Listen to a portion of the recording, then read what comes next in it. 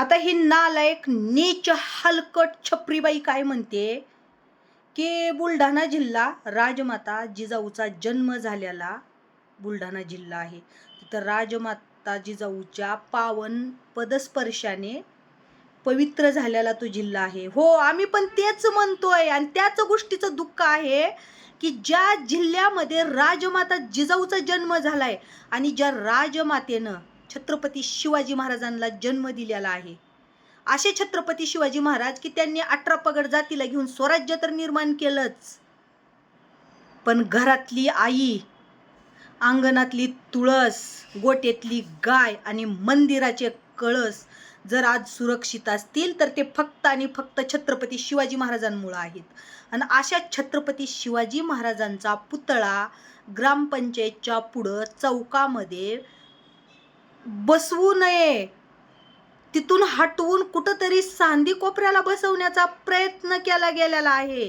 आणि ही प्रयत्न करत असताना एका मराठ्याच्या वाघिणीनं तिथला पुतळा हटवताना आडवी गेलेली आहे, तर त्या वाघिणीचे कपडे फाडले गेलेत. अरे माझ्या राजानं बायकांची आबरू वाचवण्यासाठी सगळी हयात घालवली. रांजगावच्या पाटलानं एका महिलेची छेड काढली तर त्या पाटलांचा चौरंगा केलेला आहे.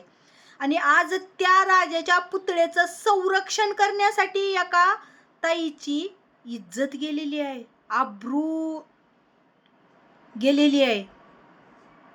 त्या ताईचे कपडे फाडलेले आहेत आणि तू त्याच्यासाठी संघर्ष नाही करता आणि जरांगे पाटील त्यासाठी तिथं गेलेले आहेत. मराठ्याच्या ताईवर अन्याय झालाय, तेही कशासाठी?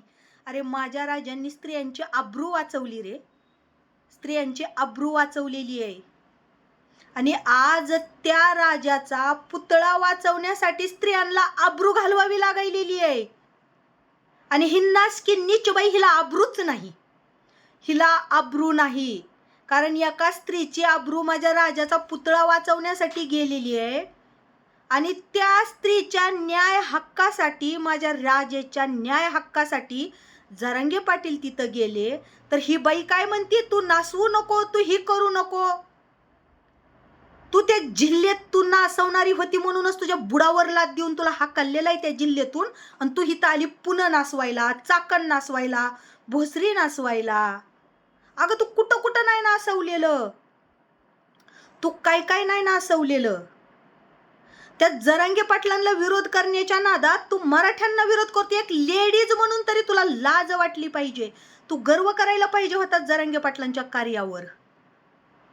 तुला गर्व वाटायला, जरांगे पाटलांनी जर जातीभेद केली असती ना तर आपल्या ज्ञानेश्वरीताई मुंडे आज त्यांच्या कपाळाचं कुंकू पुसलं गेलंय, त्यांच्या लेकराच्या डोक्यावरचं बापाचं छत गेलंय, एका आईबापाची आधाराची म्हातारपणाची काठी गेलेली आहे. ज्ञानेश्वरी मुंडेताईच्या नवऱ्याची हत्या झाली ना, त्यावेळेला पण जरांगे पाटील कुठलीही जात नाही बघता ठामपणे उभा राहिलेत. ज्ञानेश्वरी मुंडेताई तर मराठा नव्हत्या ना, पण त्यांच्या सुद्धा न्याय हक्कासाठी जरांगे पाटील उभा राहिलेले आहेत. जरांगे पाटील जातीवादी नाहीत. कुत्रे, तू एवढी छिनाल आणि नासकी आणि जातीवादी आहेस ना, एवढा जातीवाद पसरवतीस. जात कोणतीच वाईट नसती, पण कुठल्या पण, मी एकाच जातीत नाही, कुठल्या पण जातीमध्ये जे काही टाळके असतात ना विकृत बुद्धीचे, त्या टाळक्यांमुळं जातीला, ती टाळके जातीला बदनाम करतात. जात किंवा कुठल्या जातीतले नेते किंवा ही वाईट नसतात, त्या जातीला बोलण्याचं कारण एकच असतं. ज्या वेळेला एखाद्या जातीतला व्यक्ती जर कुणावर अन्याय करत असेल तर त्या जातीतले लोक हा आपल्या जातीचा आहे म्हणून जर त्या व्यक्तीला सपोर्ट करत असेल ना, त्यावेळेला त्या जातीवर बोट उचलले जातात. असं बिलकुल करू नका की बाबा हे आपल्या जातीतलं आहे, मग ती कुठल्याही जातीतला असू देत, कुठल्याही, हे आपल्या जातीतलं आहे म्हणून त्यानं चुकीचं जरी वागलं तरी त्याला सपोर्ट नका करू. ठामपणे उभं राहा, ठामपणे पुढे या. कारण गुन्हेगाराला कुठलीही जात नसती, गुन्हेगार हा गुन्हेगार असतो. त्याला स्वतःच्या आई बहिणीची पण कदर नसती गुन्हेगाराला. त्यामुळं ना कुठल्याही गुन्ह्याला जातीचं वळण देऊन सपोर्ट करू नका. आणि त्या ठिकाणी ती झालंय, स्वतः सरपंचानं काय सांगितलं की मी त्या ठिकाणी नव्हतोच त्या वेळेला, आणि व्हिडिओमध्ये पोलिसांना बोलताना हाणमार झाली त्यावेळेला तो सरपंच आहे तिथं. व्हिडिओ व्हायरल झालेत, स्क्रिप्ट व्हायरल झालेत त्या ताईला मारतानाच्या. आणि काही नालायक लोकांनी काय आरोप केले की तिच्या भाऊजाईनंच कपडे फाडले. हे अरे, ज्या वेळेला कपडे फाडले गेले त्या वेळेला ती भाऊजाई तिथं सावरायला गेलती. तेवढाच व्हिडिओ ज्या वेळेला भाऊजाई तिचा धीर सावरायला गेले ना त्या ताईला, तेवढाच व्हिडिओ कट केलाय आणि टाकलाय की बघा भेटले पुरावे. आणि ही बाई तर एवढी नासकी आहे ना. अगं तुला लाज वाटू दे, फक्त कॅमेरे समोर बसून भुंकणारी बाई नालायक. ज्या वेळेला आरक्षणाचा मुद्दा होता, अगं तू सगळं तू स्वतः तू जिल्हा नासवलेला आहे ना, म्हणून तुझ्यासारखी बाई तिथं नको म्हणून तुझ्या बुडावर लाद दिली. जिला स्वतःचं कुटुंब नाही सांभाळता आलं ती समाजाचा काय विचार करणार आहे. आणि तू जरांगे पाटलांना दलिंदर म्हणतीस. तू दलिंदर होती म्हणून तर तुझ्या बुडावर लाद दिलेली आहे आणि तुला हकललेलं आहे. ठिकठिकाणी तू तोंड लपवीत फिरलेली आहे, फक्त तू घरामध्ये कॅमेरे समोर बसून बोलतीये. तुला याआधी पण मी सांगितलेलं होतं खूप वेळा, तुझी माझी पर्सनल दुश्मनी नाही, तुझा माझा पर्सनल संबंध नाही. तुला बोलण्याचं एकच कारण आहे की तू जरांगे, हा ठीक आहे ना, तुला वैचारिक जरांगे पाटलांचं काही मत पटत नसेल, काही पटत नसेल तर चांगल्या भाषेत बोल. आणि तू जरांगे पाटलांना जेव्हा घाणेरड्या भाषेत बोलती तेव्हा तुला उत्तर द्यायला आम्ही आलो ना की मग तू आम्हाला धमक्या देते की मी ह्याच्यावर ही केस करायले, मी त्याच्यावर ती केस करायले, मग आंदोलनाला बसती मुंबईला जाऊन, तिथं पोस्टरही करून लावती. तू जरांगे पाटलांचा बनेन अंडरपॅन्ट वरचं वाळूचं टोपलं डोक्यावर ठेवून तू त्यांची एडिटिंग करून तू थंबनेल टाकू शकतीस. मग तुझी एडिटिंग केल्यावर तुझ्या बुडाला का एवढी आग लागते? तू त्या लायकीची आहेस, तू ते व्यवसाय करतीस म्हणून तुझी एडिटिंग केली जाते. आणि तू जर एवढी चांगली आहेस ना, जरांगे पाटलांना तू वारंवार नावं ठेवतीस. अगं बाई, तू जिथं जातील ना तिथं मोडतोडच करून आलेली आहे. ज्याच्या ह्याच्यात जातील ना, तू एवढी दलिंदर आहेस ना, ज्याच्या संगतीत जातील त्याची पुरेपूर वाटच लागती, ज्याच्या सहवासात जातील त्याची पुरेपूर वाटच लागती. आणि आम्ही हे सोशल मीडियावरून अनुभवलंय. आणि ते अनुभवायचं तर सोड, मला ताईंचा फोन पण आलता, स्वातीताईंचा आलता, अर्चनाताई केदार यांचा आलता. त्या फोन करून सांगत होत्या, ताई साहेब तुम्ही म्हणले होते ते अगदी बरोबर होतं, पण त्या बाईनं तुमच्याशी आम्हाला जास्त बोलू दिलं नाही. लगेच फोन घेतला आणि ती बाई तुम्हाला बोलली. एक तर नालायक छपरी, मी तुला फोन केला नव्हता कारण तो ग्रुप होता स्वातीताईचा.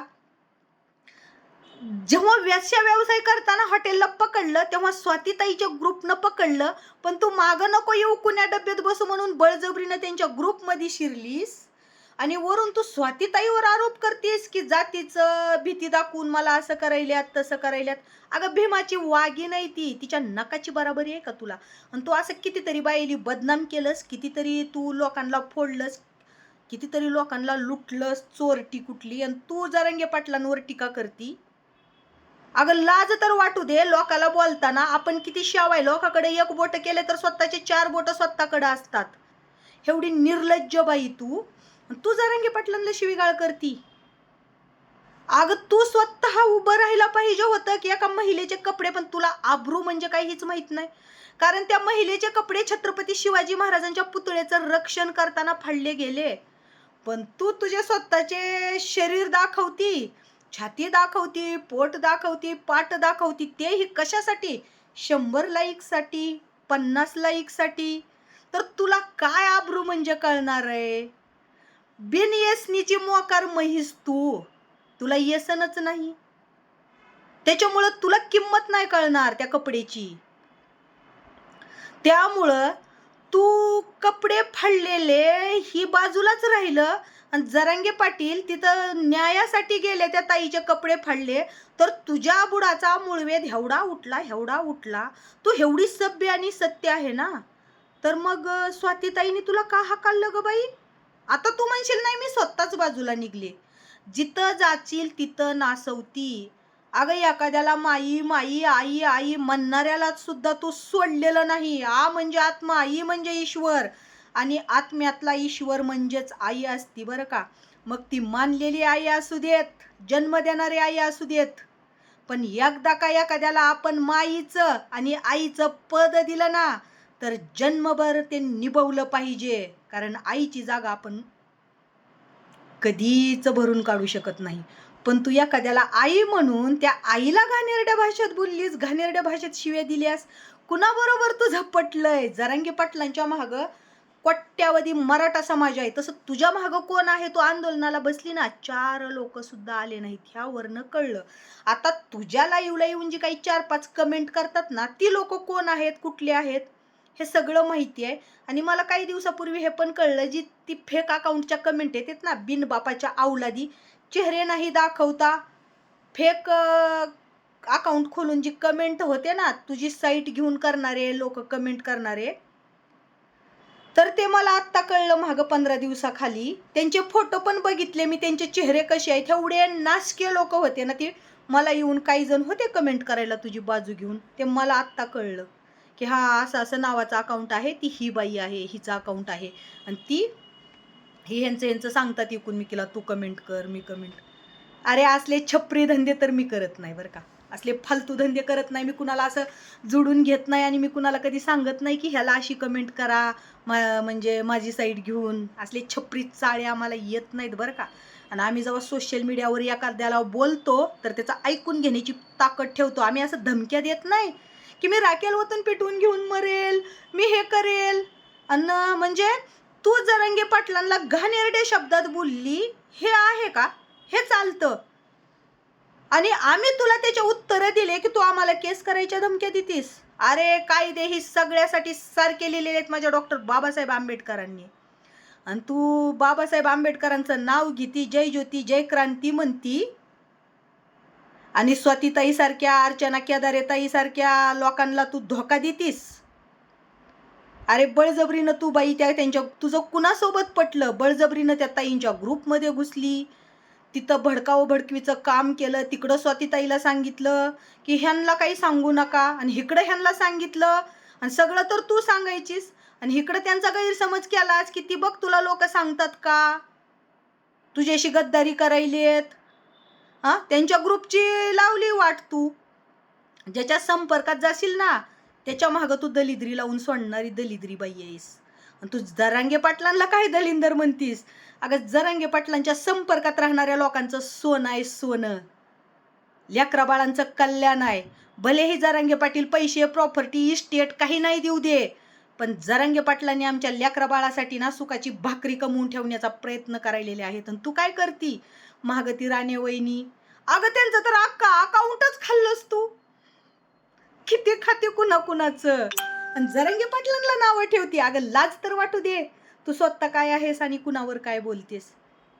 म्हणजे तुझ्या सहवासात येणारे सगळे चुकीचे, सगळे आगाव, आणि तूच एक लय चांगली.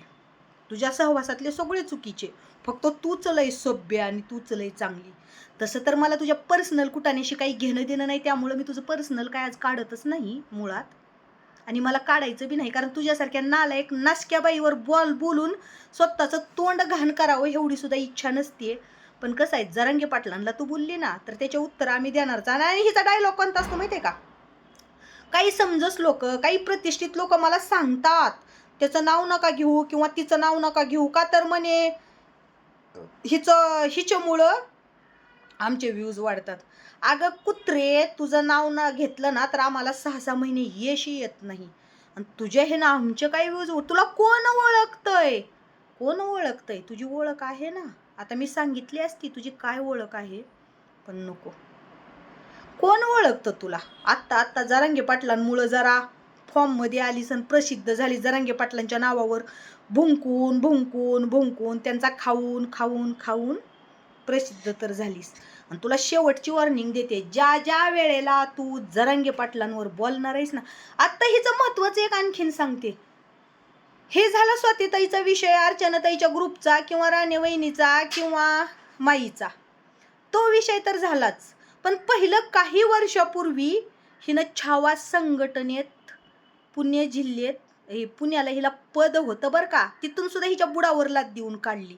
मग विचार करा, ही जिथं जाईल तिथं 4-5 महिने थांबलं की हिच्या बुडावर लाद देऊन काढतात.